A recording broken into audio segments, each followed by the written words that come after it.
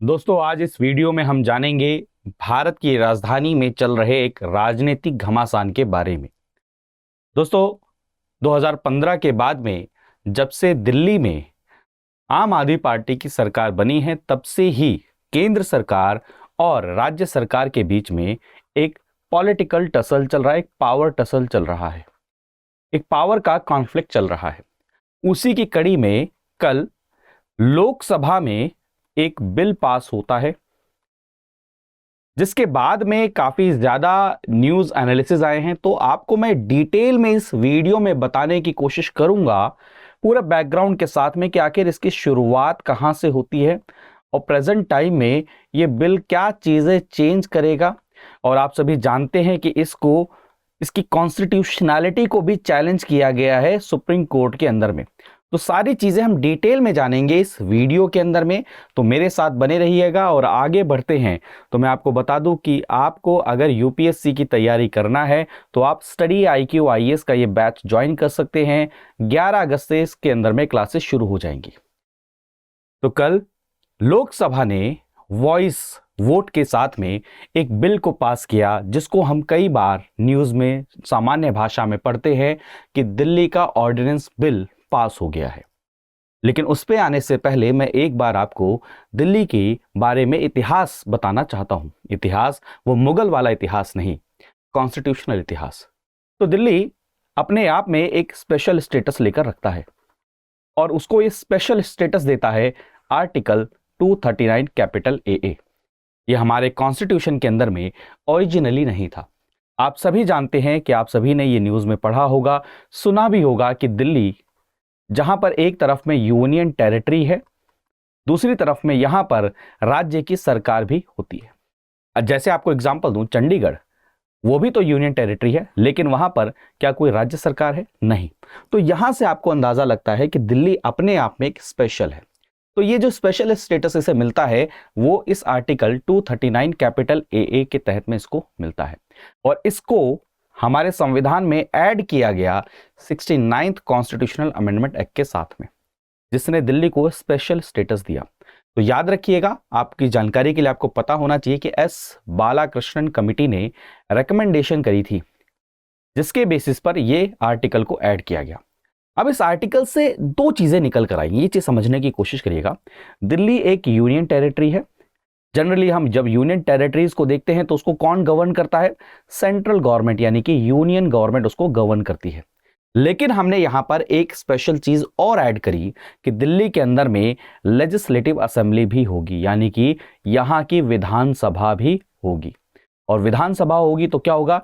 यहां पर इलेक्शन भी होंगे।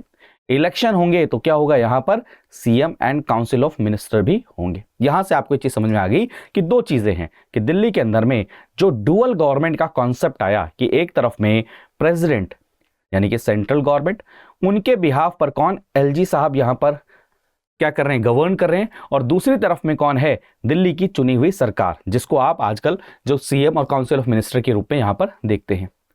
अब बात आई कि किसके पास में कितनी पावर रहेगी। आखिर आपने जब ये प्रोविजन बनाया तो आखिर किसके पास में क्या पावर दी जाएगी? तो इसके बारे में कॉन्स्टिट्यूशन के अंदर में जो चीजें लिखी थी वो ऐसे लिखी थी कि पुलिस, पब्लिक ऑर्डर और लैंड के मामले को छोड़कर, प्लीज इस पॉइंट को नोट करिएगा, पुलिस, पब्लिक ऑर्डर और लैंड के मामले को छोड़कर जो यहां की लेजिस्लेटिव असेंबली है, यानी कि राज्य की जो विधानसभा है, वो किसी भी टॉपिक के ऊपर में क्या कानून बना सकती है। यहां से आपको समझ में आ गया। और यह यथास्थिति चलती हुई आ रही थी। लेकिन एक और चीज याद रखिएगा, यहां पर जैसे मैंने आपको बताया LG साहब है, तो LG साहब, जैसे आप कई सारे स्टेट के अंदर में गवर्नर को देखते हो, तो वो गवर्नर जो होते हैं वो हेड ऑफ द स्टेट होते हैं। लेकिन प्लीज इनके साथ में कंफ्यूज मत होइएगा, क्योंकि LG जो है एक एडमिनिस्ट्रेटर है, और LG ही फाइनल अथॉरिटी है जो सारी चीजें क्या करेंगे? डिसाइड करेंगे। उन्हीं के नाम पर क्या होता है? एक्शंस होता है, जैसा आपने पढ़ा होगा प्रेसिडेंट वगैरह के बारे में, सभी चीजें। तो LG साहब स्व इच्छा से खुद से कोई कार्य नहीं कर सकते। उनको यह कहा गया कि आप एड एंड एडवाइस पर ही काम करेंगे। किसके? काउंसिल ऑफ मिनिस्टर के द्वारा। जो काउंसिल ऑफ मिनिस्टर आपको सुझाव देगी, जो बताएगी, उसके एड एंड एडवाइस पर ही आप काम करेंगे। और अगर मान के चलिए LG साहब को कोई भी डिफरेंस ऑफ ओपिनियन होता है किसी भी मैटर के ऊपर में, काउंसिल ऑफ मिनिस्टर कहती है X, LG साहब सोचते हैं Y, तो इस मैटर को क्या किया जा सकता है, प्रेसिडेंट को भेजा जा सकता है, ये प्रेसिडेंट के पास में जाएगा। और यहां से ये जो डुअल कंट्रोल वाला कॉन्सेप्ट आता है, यहां से पावर टसल शुरू होता है। काफी समय तक सेम पॉलिटिकल पार्टीज की सरकारें रहीं, तो उसके कारण में हमेशा से क्या रहा, यहां पर ज्यादातर ऐसे इश्यूज देखने में नहीं आए। अगर आप लोकसभा की डिबेट और डिस्कशन को भी देखेंगे तो वहां पर भी आपको ये नजर आएगा कि ये डिबेट के अंदर में कहा गया कि ट्रेडिशनली अगर देखा जाए तो जो सर्विसेज जिसके ऊपर में अभी इशू चल रहा है वो क्या रहा है, सेंट्रल गवर्नमेंट के पास में ही वो इशू रहा है हमेशा से। तो आपको समझ में आ गया कि पावर किसके पास ज्यादा है, कौन ज्यादा पावरफुल है, इसके ऊपर में पूरा का पूरा ये कॉन्फ्लिक्ट क्रिएट होता है। अब सरकार अपोजिशन यानी कि दो अलग अलग पार्टीज की सरकार बनती है और ये 2015 से ही यहां पर इशू होना शुरू हो जाता है। जैसा कि मैंने आपको बताया कि 3 इश्यूज तो क्लियरली मेंशन थे कि इन इश्यूज के ऊपर में जो सरकार है यानी कि जो काउंसिल ऑफ मिनिस्टर है वो इसके ऊपर में कोई भी डिसीजन नहीं ले सकते, यानी कि जो लेजिस्लेटिव असेंबली है वो पब्लिक, लैंड एंड आप सभी जानते हैं पुलिस, इनके ऊपर में पब्लिक ऑर्डर, लैंड और पुलिस के ऊपर में डिसीजन नहीं ले सकते। लेकिन मेजर जो कॉन्फ्लिक्ट आया वो सर्विसेज को लेकर। आप सभी ने दिल्ली के अंदर में भी देखा होगा, आईएएस होते हैं, आईपीएस होते हैं, दानिश के ऑफिसर्स होते हैं, बहुत सारे ऑफिसर्स होते हैं। तो इनके ट्रांसफर, इनके अपॉइंटमेंट, इनका ये सारा का सारा काम कौन देखेगा? क्या ये एलजी के पास में रहेगा या ये आपकी काउंसिल ऑफ मिनिस्टर के पास में रहेगा? ये सबसे बड़ा क्वेश्चन यहां से आया।